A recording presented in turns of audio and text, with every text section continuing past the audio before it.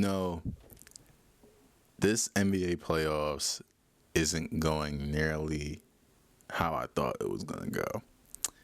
And it's crazy because, like, I'm not an analyst, I'm not no expert, but I take my takes seriously.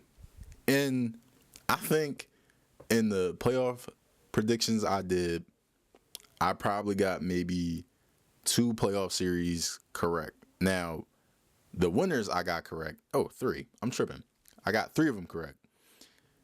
But a couple of these playoff series, like the rest of them, bro, I don't think I got any of them down. So we're going to talk about it.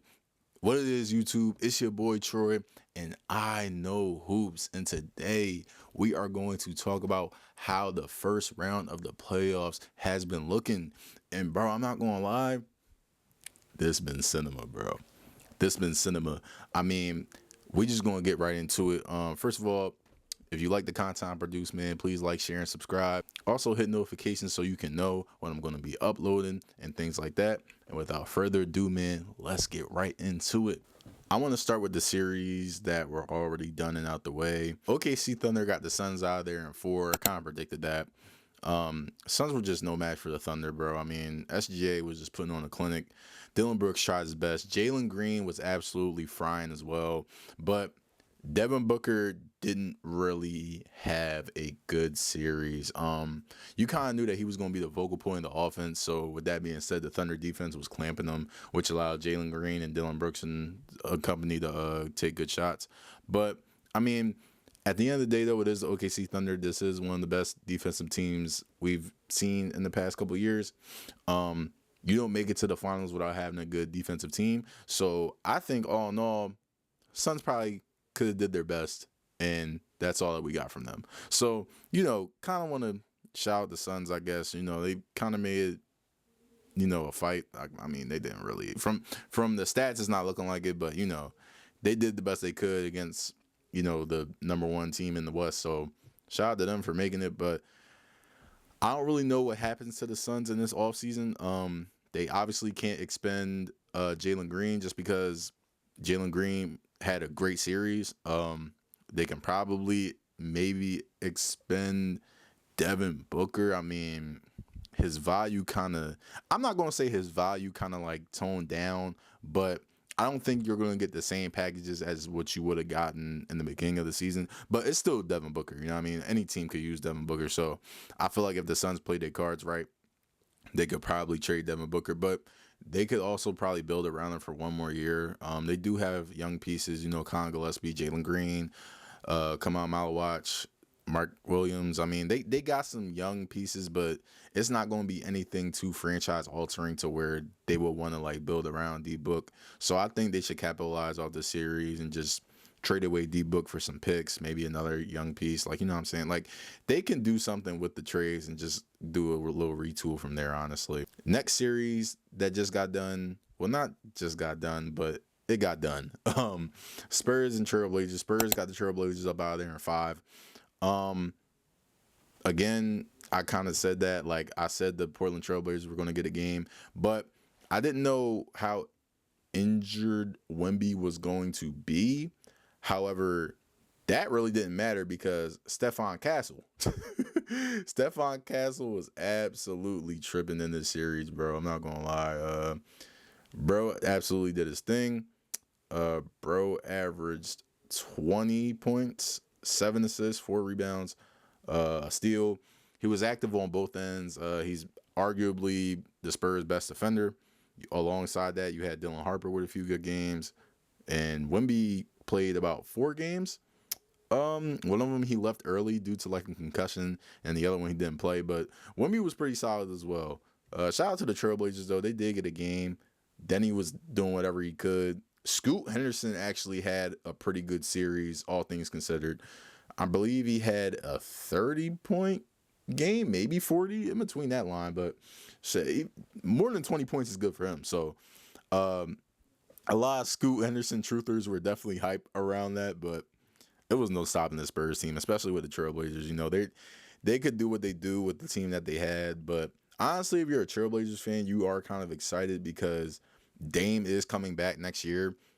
It's a couple guys that returned from Achilles injuries like Tatum, DeJounte Murray. Some guys returned pretty good. DeJounte Murray came back pretty good. Tatum came back on fire. So you kind of hope the same thing for Dame as well next year. So shout out to the Blazers, but Spurs got them up out there in 5. So 2 series actually ended today. And we're going to talk about Knicks and Hawks, man. It was looking a little ugly for the Knicks. They were down 2-1 to the Hawks. You were letting CJ McCollum get 30 balls and 40 balls. I mean, that's kind of crazy.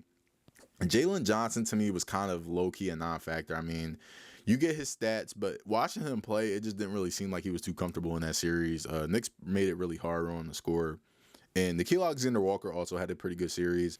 All in all, man, the Knicks, man, today, Game 6 was in Atlanta, and first and foremost, you know, it's Game 6 in Atlanta. You down 3-2, the crowd gotta be rocking, you know what I mean? It's like, you don't want your team to go home, so y'all gonna make some noise and all that. Bro, first of all, I believe the score was 57-19 at one point. I'm looking at this, I'm like, yo, what's going on? Mind you, I was like listening to the game, like the beginning of the game, and it was like they had like a 10-point lead. I stopped watching the game because I was driving somewhere.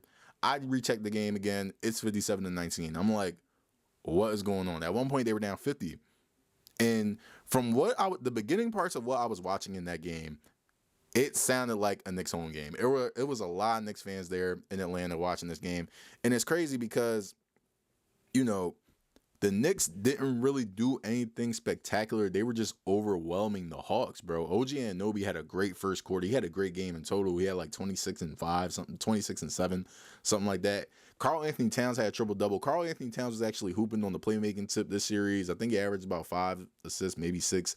He had a triple-double tonight and only like 4 or 5 shots made, which is pretty impressive.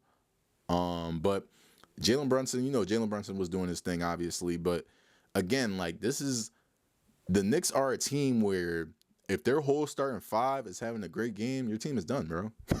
Your team is done. If their whole starting 5 is hitting shots, cancel Christmas, bro. Even 4 of their starters, bro. And then, you know, you got Deuce McBride hitting shots, you know what I mean? So the Hawks just pretty much got overwhelmed and never really stood a chance in this game, honestly.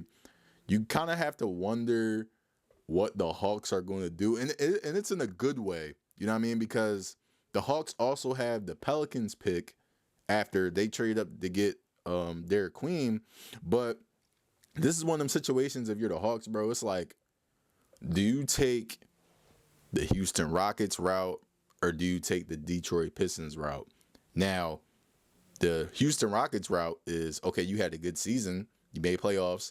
Are you going to now get a star player and trade some of your guys in a package to get said star player? Or are you going to take the Pistons route, which is work with this core, maybe get a few upgrades, little veteran players here and there, go back again, running up again with the same squad, and then potentially get a top 3 seed. You were a 6 seed, you can probably get a 3 seed, 2 seed, or even 1 seed next year. You know what I mean? So the possibilities are endless for the Hawks. All in all, this was a good season for them. Like I said, they also get a pretty high lottery pick. I'm pretty sure you never know with this new odds lottery system going on, but like it's a chance they could land maybe a top 3, top 5 pick after the year they just had, which is adding on to this young core of guys that they have. So it's pretty exciting to be a Hawks fan at this point. It's a good future for them, but Knicks got them up out of there in 6. It was pretty competitive up until the end, man. Like these last 2 games, I believe. It was pretty hype, man. Like CJ McCollum 40 balls and like it was just snapping, bro. CJ McCollum was snapping, but he died down, man. That was crazy. But yeah, Knicks got him up out of there, man. So one more series I gotta talk about that wrapped up today. It literally just wrapped up probably like 20 minutes ago. Minnesota Timberwolves got the Nuggets up out of there in 6. And let me tell you something. I said that due to the rivalry that these two teams had, it was going to be a battle. But, oh my goodness. First of all, Nuggets, bro. They were dealing with their own injuries. You know, Peyton Watson was out. and Aaron Gordon played a couple games, probably like 2 or 3 games, but like Nuggets were injured, but Minnesota was injured too. Anthony Edwards was out. Dante DiVincenzo was out. And you know who stepped up, which I didn't even fathom that it was going to happen? Ayo Dosunmu, Terrence Shannon, Jaden McDaniels, Nas, everybody stepped up, especially Ayo. Ayo had like a 40-point game when Dante came out and got injured. And Dante just lit up the Nuggets, bro. And I don't know. It was one of the early games. It might have been game 1 or game 2. Jaden McDaniels was having the post-game interview, and he said, yo, the Nuggets are food on defense. They're food, which is almost every fan who like really paid attention to the ball kind of knew that the Nuggets weren't as good as a defensive team as they used to be. You know what I mean? It's very offensive oriented. So it's like, all right, Jaden, you saying this, but can the rest of your team back that up? Spoiler alert, bro. They backed that up. Like I said, Ayo was pretty unguardable when he got his touches and he got his time to start. But Ayo was out in game 6 today. He was out today. So that left Bones, Jaden McDaniels, Terrence Shannon. Bro, my man Kev told me, shout out Kev. Kev told me today that Terrence Shannon's line for last game was 6 points. He had 15. So if you were able to smack on that on the books, bro, congratulations to you. But today, Terrence Shannon, I'm pretty sure, how much did he have today? It was like 20-something. It was like 20-something. It was 26 because Jay McDaniels and Terrence Shannon added for a combined 56. Jay McDaniels had 30 again, which is crazy because he's the same dude that called out the Nuggets saying, oh yeah, they're not that good defensively. Bro came out in Minnesota with no Dante, you know what I'm saying? And hooped. No Ayo either. Hooped. 30 points, 10 rebounds. You had Terrence Shannon also backing him up. Naz Reid, 15 points. Rudy Gobert, a monster on the glass. There was even a game where, obviously, if you wasn't watching the game and you seen Jokic's stats look good, but when defended on Rudy Gobert, he was like 0 for 8, 0 for 7, which is great in the grand scheme of things because you know Jokic is going to get his stats. He's a top 2, top 3 player in the league. He's going to get his stats. But if you can hold him one-on-one, bro, and out of the 40 he might drop, he dropped 0 on you. Out of the 20-something that he might already get just off the strength of him being Jokic, he got 0 on you. That's very good.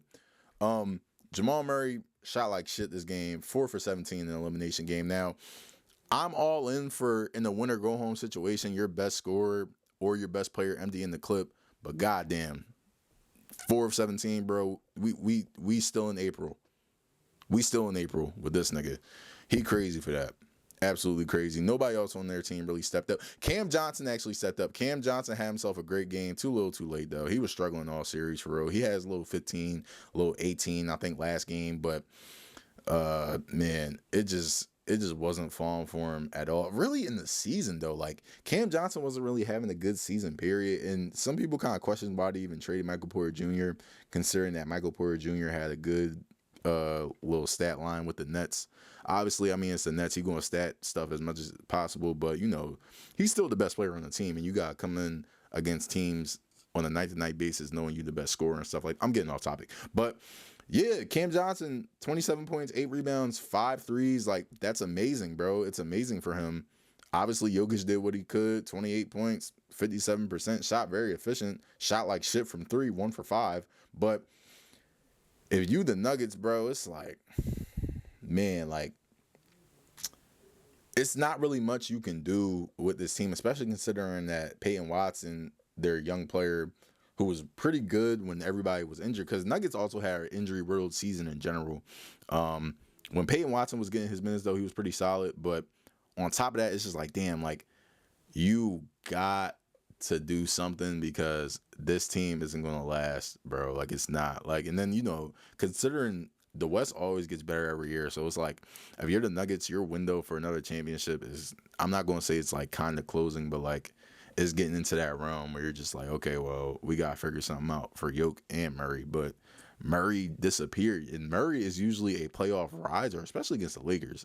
If you know Jamal Murray, he hates the Lakers, but it's against the Timberwolves, and it's crazy because the Timberwolves beat you with their bench warmers, bro. And it's like, you can't, if you the Nuggets, like, first of all, the same boy that called you out on your defense had 30. 30. And I get that you're not good on defense, but goddamn, you gonna let him call you out like that? And then he drops 30 on you in the game to send y'all the fuck home? Crazy work. Crazy work. But man, shout out to the Timberwolves, man. They will be going up against the Spurs. And I wrote the Timberwolves off before, but I'm pretty confident write them off again because they going against the Spurs, and you don't got Ant. You ain't going to have Dante because he tore his Achilles. Prayers up to Dante DiVincenzo, but yeah, nah, it's not looking good for them. It ain't looking good for them. So, yeah. Now we're going to move on to the series that are still going on, man. We're going to start with the game that was today, man. Sixers and Celtics. First of all, I want to send my apology to the Sixers. I didn't think that they really had a chance. I knew since it was a rivalry that, like I said, it was going to go a little bit of distance. They're going to fight, you know, get a little win in TD Garden, whatever. Cool, right? Cool.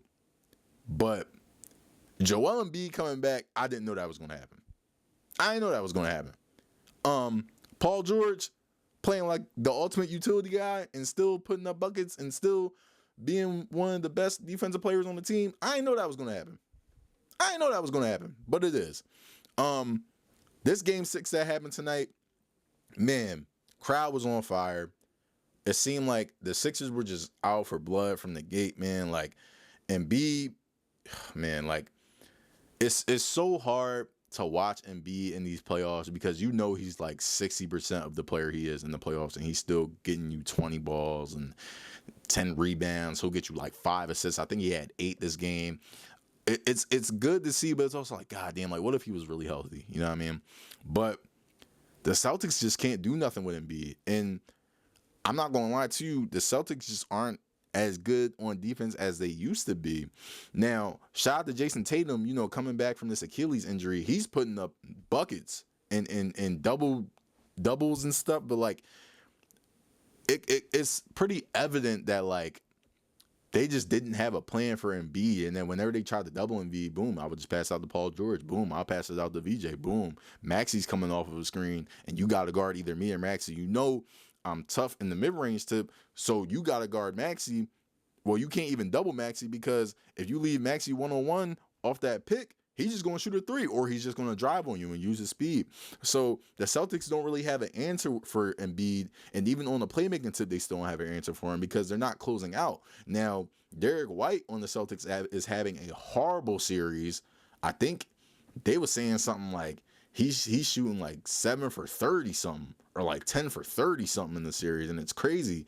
And you asking guys like Peyton Pritchard to step up. You asking guys like number 95 on the team. Forgot his name, but he's a shooter. He can step up. Kata stepping up. Now you have Vucevic off the bench. He not really doing nothing. So it's like, if you're Tatum and Brown, Celtics got to rely on you. And they've been doing that for the past 7-8 years, which is crazy. They've been in the league for like 7-8 years, bro. That's crazy. But you asking them to step up, which they can, but at the same time, it's like, all right, damn, like, you asking us to step up on offense because our other guys that are supposed to hit shots are missing, and you're asking us to step up on defense. So it's and then they're also getting out hustled. Last game, Tyrese Maxey had 10 boards. He had more boards than Joel Embiid. How the hell do you let Tyrese Maxey have 10 boards? That's crazy. You know what I mean? You got VJ getting 10 boards. VJ's an athletic combo guard, so I get VJ. But a 6'2 Tyrese Maxey who isn't even known for jumping or known for rebounding, getting 10 boards, that's crazy. You getting out hustled. You getting out worked. And it's literally damn near just Jason Tatum out there getting boards. He had like 16 boards last game. So, and then this game, he had a double-double at half. And even in the game, you can tell his Achilles or lower body injury, whatever he had, he was tugging on his Achilles and he was running on the sideline and things like that. Like, he was a little banged up. But so was Embiid. Embiid was a little banged up as well. But you could see the volume that Embiid had even on the playmaking tip. So in reality, it's like the Celtics just don't have an answer for Embiid. I think Embiid getting plugged in to the Sixers team, it kind of a little late in the playoff series, but it fills a gap. It fills a playmaking gap as well because you was damn near asking Paul George to play make. And one of the games, Paul George was responsible for like 3 buckets in the clutch. He assisted 2. He scored 1. Kelly Oubre's also been pretty important. He was pretty good this game for sure. And now we had a game 7 in Boston, and the Sixers already won twice in Boston. But it kind of sounds like a broken record because the Sixers won in Boston twice in 2024, but I feel like this team is better than that team. So honestly, it's going to come down to this game 7, and it's really going to come down to Embiid. I'm going to keep it a beam. I think the most important players in this game are going to be VJ and Paul George, bro. It's also going to be Embiid. I think Maxey's going to show up, but I think the playmaking of Embiid is really going to be a factor, and this is why I say VJ and PG are going to be some of the most important players on this team, solely because in this game, bro, Embiid passing out to VJ, bang. Embiid passing out to PG. Even PG was creating his own shots, you know what I mean? So if you can get that again from PG, who's been very, very consistent, I think you're going to have a game on your hands. I think it's going to be one of them games where it might be a little low scoring. It'll probably be like a 107 to 99 or like 103 to 99, something close, you know what I mean? But I feel like the Sixers can edge us out. But it is in Boston. It's like you don't really know how you can call this game, bro. You really don't know. But shout out to the Sixers, bro. They put up some fight. Whoever wins the series is going to go up against the Knicks. Either one of these teams going up against the Knicks, I think, is going to be a very good series, bro. And honestly, I want the Sixers to do this because they also came at this is going to be them coming back down 3-1. You know what I mean? A lot of people were saying Embiid shouldn't have even played game 4 because he just didn't look right, and you can tell he didn't really look right. But game 5 and game 6, man, Embiid came in and he was just doing his stuff, bro. Like game 5 was also crazy, bro. Game 5 was crazy, but honestly, the Sixers got all the momentum right now. Obviously, they're going into enemy territory in Boston, but I don't think that shit matters. I think honestly, Sixers might pull this off. I really do believe that. Next series that is very, very surprising to me, bro. Magic and Pistons. Orlando was up 3-1 at one point. Honestly, it's crazy because I had Charlotte beating Orlando and going against the Pistons, and I had Charlotte actually putting up a fight with the Pistons. I even said that they could probably beat them, but I didn't see the Magic. Even when they beat Charlotte, I didn't see the Magic really winning against the Pistons because of my concerns with Paolo and things like that. But my goodness, bro, like the way the Pistons have just been overwhelmed. First of all, Jalen Duren not having a great series, and that is shocking. It's shocking to me. Wendell Carter is out playing Jalen Duren now. If you want to consider the off the court stuff a reason as to why he ain't performing, it is what it is. But I don't really see how Detroit really comes back from this series. Especially, first of all, last game, Paolo and K went band for band. Paolo had 45, K had 45. It was a great game between the both of them. But Magic is also injured. Franz Wagner is injured. One of their best scorers on the team, probably the second best scorer on the team, probably the best scorer for what the shit Paolo be doing. But you kind of gotta wonder, man, is Desmond Bane going to step up? Is Anthony Black going to finally step up? They got the boy Kane who fucking banged on Jalen Duren in one of the games, bro. That shit was crazy. With the Pistons, it's like you're already kind of limited because the shooting isn't really there at the moment. So you're asking Cade to do a lot. In one of them situations, it was actually game 4. Them final like 2 minutes, bro. It was just like aside from Cade, it damn near felt like everybody else was on the court just to fucking cut. And Cade got stuck in a couple situations. I think he had like maybe 8-7 turnovers. It was a crazy amount of turnovers, bro. But like, you're asking someone to create for niggas that just cut. And you're asking someone to also create and beg for these niggas to shoot when the actuality, they can't shoot for shit. Asar Thompson, bro. Great athlete. One of the best utility guys in the NBA. Can't shoot for shit. Tobias Harris, you never know if he's going to fucking have a good game. Duncan Robinson, it's like, okay, Duncan Robinson can shoot, but he'll also have a stinker. He ain't really been having a good series. You know what I'm saying? So You leave this all up to Cade. And when you're a playmaker, the volume always going to rely on you. Whether you got them turnovers or not, they still going to pick on you. They still going to pick on you. And then you're also being asked to defend on the other end either. Now, to the Magic's credit, they've been defending Cade really well. And they just been, you know, if a nigga can shoot it, nigga can shoot it. Fuck it. But we're going to try to be a detriment to Cade because he is the playmaker of the team. He's the reason that shit even gets set off in the first place. You know what I mean? So Magic are just playing great defense on Cade. And Cade is going to finish with like 25, 27. But he got to get out the mud, bro. And Magic get on their hot streaks of shooting, and it's hard for the Pistons to catch up on that because they can't fucking shoot. Now, they played a great Game 5 back in Detroit. Game 6 in Orlando, I don't really know how this is going to go. Now, if Paolo is Paolo from last game, going into this game in Orlando, fairs. But if Cade is Cade from last game, fairs, bro.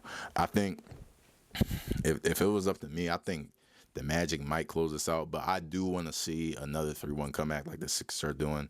So if I'm going to be honest, bro, I like the Pistons winning this, John. Then I like the Pistons winning in Detroit.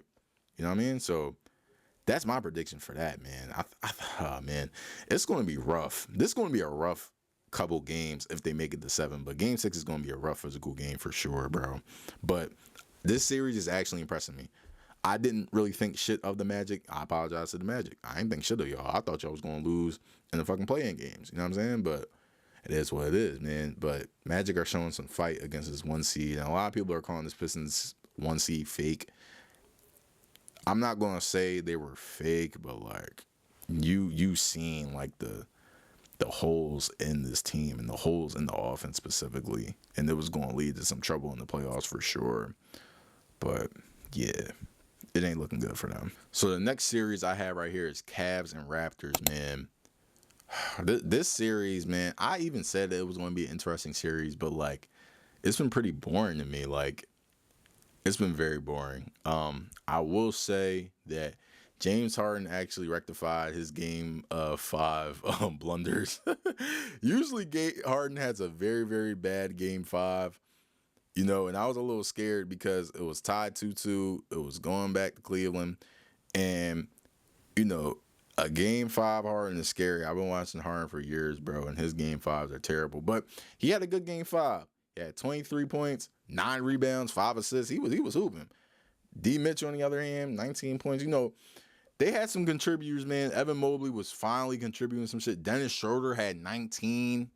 19 points is fucking crazy. But they only won by 5. They only won by 5 points in the game where Brandon Ingram had 1 point. He had 1 point because he got hurt. But you got contributors like R.J. Barrett pouring in 25 points with 12 rebounds. Crazy. Jacoby Walter, 20 points. Crazy. Scotty Barnes, obviously he's going to score, but he's also going to be on this assist tip. He had double-double, 17 with 11 assists with 8 boards. You had Jamal Sheed, 18 points. Bro, they had contributors. And it's crazy because Cavs were never really a defensive team, but in the same tone, you got these crazy niggas just snapping for you. You know what I'm saying? Now, of course, Grady Dick is hurt.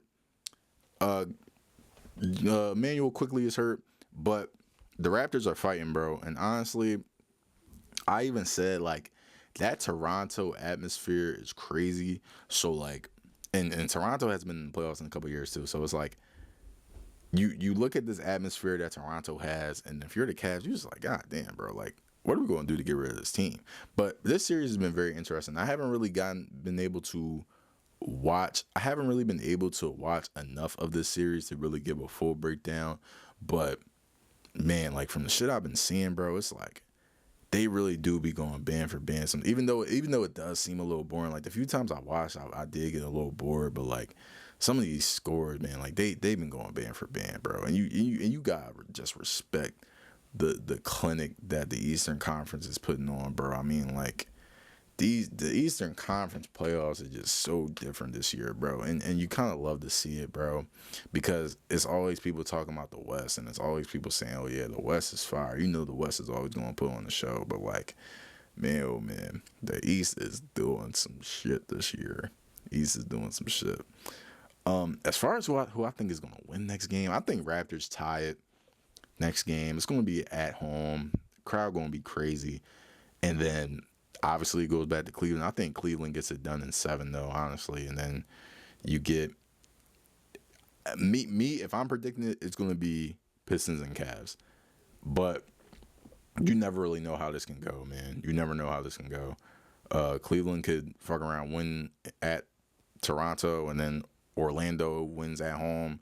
Then you got your Magic versus Cavs. You know, I'm over here doubting the Magic again, and like I said, I'm not trying to jinx nothing, but like if I had to predict, I really think it's gonna be Pistons and Cavs, bro. I really think the Pistons really do knock out the Magic at home, then they knock it out at their home. You know what I'm saying? But back to Cavs and Raptors, man. Hopefully Brandon Ingram's cool. I don't really think it's gonna be much of a series without Brandon Ingram, even though he has been shooting like shit. Like, I think when there's a will, there is a way, especially with this Raptors team. That's been their identity for like a couple years now. I mean, obviously now that Bron's not there in the East anymore, they really got nothing to lose for it. But yeah, man, I think the Cavs pull this out for sure. And the last series we're gonna talk about is Lakers and Rockets. Now, when I made my predictions video for the Western Conference, I didn't know that KD was hurt, and I didn't know KD wasn't gonna play. And I honestly thought that Bron and them had no shot. I thought Bron and them had no shot. Austin Reeves is hurt. Luke is hurt. You asking Bron to take care of business at 40-something years old. You know what I'm saying? But, oh my God. He has been taking care of business, bro. He been taking care of business, man. Bron, as of right now, is averaging 22 points, 8 assists, 7 boards, 5 turnovers. Well, damn near 5 turnovers. He averages 4.6. But you asking Bron to do a lot at this age, bro. And his supporting cast has been very good. Marcus Smart showing his playoff pedigree. You remember when Marcus Smart was on the Celtics, nigga? He was hooping. Rui Hachimura hooping. Luke Kennard first 2 games was definitely hooping. Even DeAndre Ayton is having a pretty good series, averaging 12 points, 10 rebounds. He's been playing pretty solid. Now, onto the Rocket side of things, though. Because Lakers at one point was up 3-0. Lakers are now up 3-2. And the game tomorrow is going to be in Houston. So when we looking at the Rockets, bro, honestly, like, the young guys are really stepping up even without KD. KD actually played game 2, but shit, KD didn't really have a good game 2. I mean, had 23 points, 9 turnovers though, kind of nasty. But it's kind of the Cade situation. You putting them around niggas that can't really shoot, so when they close out on him, and I have yet to really see. I could probably only name like 3 superstars or 3 stars that can successfully pass out or get out of a double team. KD ain't one of them. Bro had 9 turnovers. Houston was on some. Lakers was on some shit that game. Just taking the ball from KD. Marcus Smart taking that shit. Bron taking that shit. Like, and his supporting cast, it's like, damn, like, y'all gotta step up. Now, Jabari Smith, hats off to you. Jabari Smith been playing absolutely amazing, bro. Averaging 19 and 7. But like when I look at his box scoring, like just watch the games, bro, it feels like he does way more than fucking 19 and 7, bro. You know what I'm saying? Amen Thompson, obviously doing what he can, bro. 19 points, 6 rebounds, 6 assists. He on the playmaking tip. It's just so hard to watch him play because he can't fucking shoot, and that's low-key detrimental. You taking 14 shots a game and you can't fucking shoot. That shit hurts, bro. That shit hurts the team. It hurts the team, bro. Sengun doing what he can, but at the same time, this is also comes down to your supporting cast. You know, Tari Eason, Reed Shepard, Josh Okogie. I mean, Dorian Finney-Smith getting DNP, like, bro, Dorian Finney-Smith, chalk that. But Reed Shepard sometimes can shoot like shit. Only he's shooting 34% from the goddamn field. That's from three, actually. Shooting 33% from the field, but damn near all his attempts are at three. So shooting 34%, 12 points, that ain't good. That ain't good. You know what I'm saying? Alfred Sengun, you know what I'm saying? 47%. Amen Thompson, 48%. Who's Jabari Smith? 40%. Now, like I said, y'all asking them to carry the load because KD isn't there. But these past two games, even game three, which was, they literally could have won game three. They literally, quite literally could have won game three if it wasn't for a dumb Jabari Smith turnover and then them just not executing in overtime. It's kind of like, golly, like